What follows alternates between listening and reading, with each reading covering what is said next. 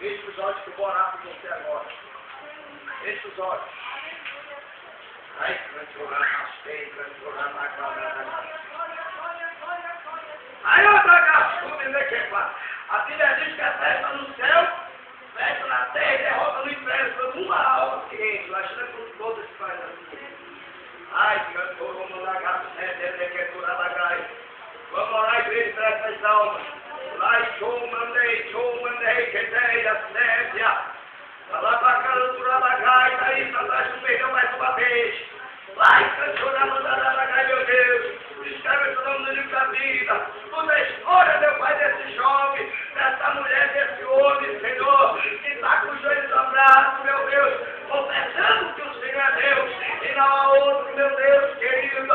Abençoa, eu estendo a minha mão, Senhor, para abençoar essas vidas, Pai, nessa tarde. Eu estendo a minha mão, Pai, no nome de Deus, Pai, para profetizar a libertação. Eu profetizo, no nome de Deus, Pai, a mudança dessas vidas, a libertação.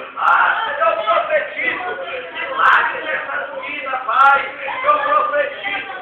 Olha, Deus vai tocar em vocês aí agora. Deus vai tocar em vocês com a gente dobrada aí, ó. Vai tocar, vai tocar, vai tocar. É pra o nome de Deus. Fala, espera agora. Meu Deus, confirma a bênção. Recebe essas vidas nas tuas mãos. Em nome de Jesus. Pai, eu creio em cada vida que vai ter uma bênção nas tuas mãos. Em nome de Jesus. Que Deus venha abençoar. Amém? Aleluia. Pode tirar.